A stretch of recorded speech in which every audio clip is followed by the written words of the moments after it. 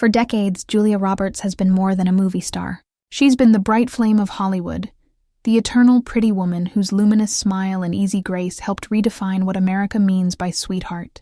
She became not only the queen of romantic comedies, but also the pulse of a generation.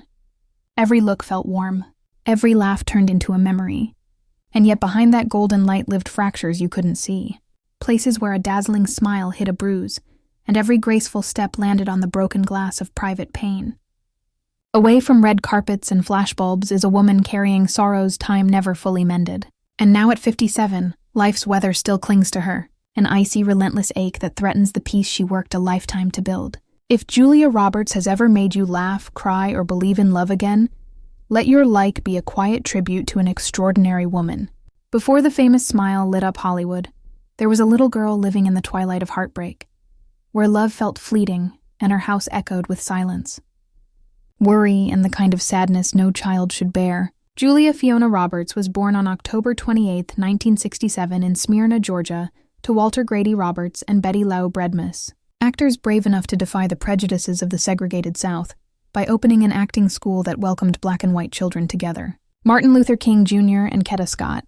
King took notice. In gratitude, they paid the hospital bill when Julia was born. It was a courageous public stand.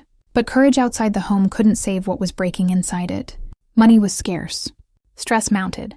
And by 1971, when Julia was just 4, her parents' marriage collapsed. For a wide-eyed child, that shattering was a deeper wound than any could see. Her gentle father, the safe place in her small world, moved out. He remained devoted, but his absence left a hollow nothing else could fill. Betty Lou later married Michael Mose, and the house turned from fragile to volatile. A hopeful reset hardened into a darker chapter. Raised voices, slammed doors, brief flickers of warmth. Neighbors would later recall police being called more than once. Julia and her older brother Eric and sister Lisa learned to tiptoe through their own home, never sure when another storm might break. Stability came and went. The family moved often, uprooted by tension and need, and Julia lost any sense of solid ground. Even her voice carried the strain. As a child, she stuttered, words catching in her throat as if anxiety itself were holding them back. Teachers noticed the quiet girl who avoided speaking, the one shrinking under the weight of unspoken feelings. Speech therapy helped, and later acting would too. Beneath the sorrow, resilience began to take root.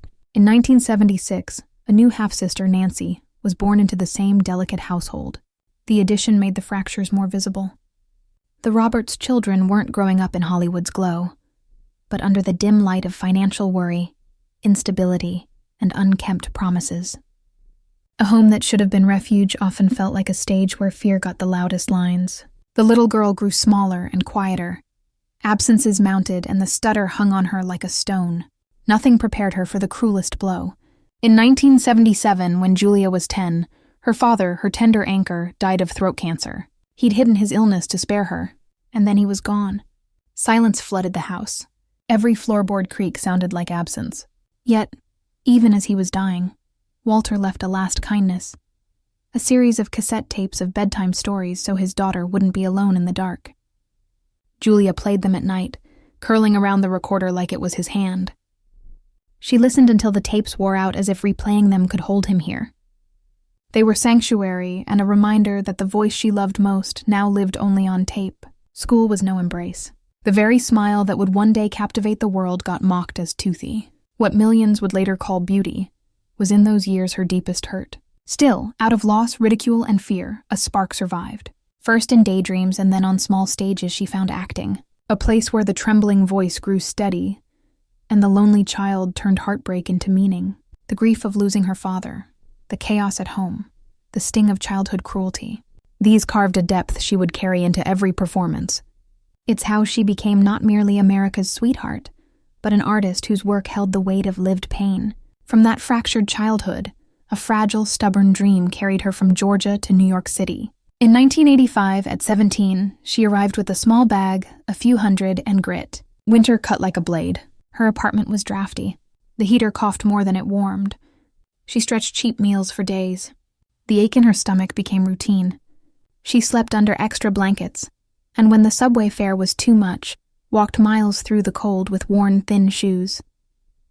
Doors kept closing. Casting agents barely looked up. Modeling calls ended in silence. More than 200 times she heard no.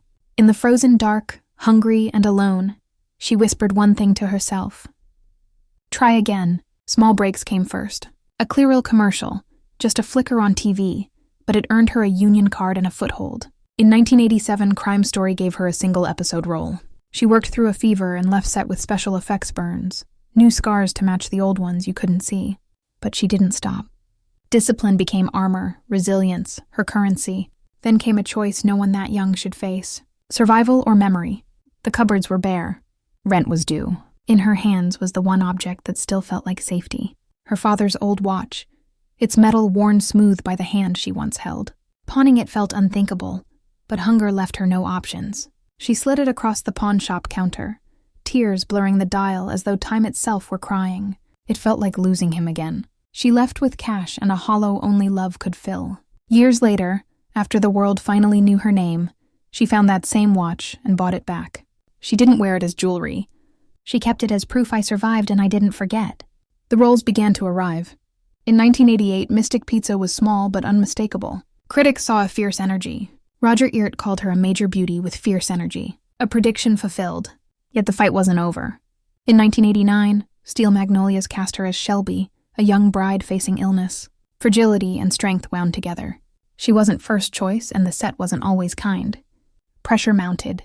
She cried between takes, but she stayed and poured every bruise of her past into the role. At 22, she won a Golden Globe and earned her first Oscar nomination. Then came the role that changed everything. In 1990, Pretty Woman turned a once bleak script into modern myth. Even after Disney softened the ending, nothing was guaranteed. The production company collapsed. She had to re-audition as if fate could vanish in a single meeting. Richard Gere hesitated until Julia slid him a note. Please say yes, he did. Her paycheck was modest, a fraction of her co-stars, the old imbalance echoing across town. But once the camera rolled, the world saw something unforgettable. The same wide smile mocked in school hallways now disarmed millions. In the crimson gown with that irresistible laugh, she didn't just act, she became a cultural event. Pretty Woman smashed box office records and rewired the zeitgeist. Wardrobes changed, couples believed in fairy tale endings again, and Beverly Hills itself turned into a pilgrimage site. America had crowned its sweetheart, and she'd earned the crown not with ease, but with grit and light.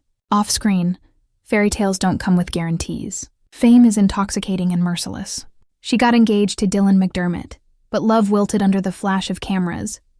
She later admitted that being adored everywhere can feel like belonging to everyone and no one at once. It was her first hard lesson. You can't cradle a private life and a public dream without sacrifice. She went home to quiet rooms, makeup still on from the day's work, searching the mirror for the girl she used to be. She refused to be trapped in glass slippers. In 1991's Sleeping with the Enemy, she fell into the terror of escaping control. The emotional toll lingered after the set emptied. Dying young demanded a love steeped in loss. Critics were split, but audiences recognized the honesty under each scene. On Hook, Steven Spielberg spun magic for the world, while Julia Tinkerbell felt the weight of expectations pressing down. In 1994, I Love Trouble paired her with Nick Nolte. Industry whispers suggested friction, but she kept working steady and professional. Those years weren't effortless ascents. They were crucibles. She stumbled, cried in trailers, and got back up. Each part left a scar. Each project reminded her that strength isn't born in comfort, but in fire. By the late 1990s, she'd reclaimed the crown. No longer just the pretty woman, but the reigning monarch of romantic comedy. My Best Friend's Wedding, 1997, gave her a flawed, aching, utterly human character. Audiences loved her honesty. Notting Hill, 1999, blurred art and life. An international star falling for an ordinary man, echoing her own wish for simplicity. Runaway Bride reunited her with Richard Gere and rekindled that rare chemistry. These movies didn't just land. They imprinted themselves into the language of love and deepened her place in the collective memory. Then she crushed the ceiling. In 2000, Julia Roberts became Erin Brockovich. Raw, unpolished, unstoppable. For the first time in history, a woman earned $20 million for a single role. She'd started by making less than her male lead. Now she stood at the summit for every woman who'd been undervalued. The movie earned over $250 million. Critics were thunderous.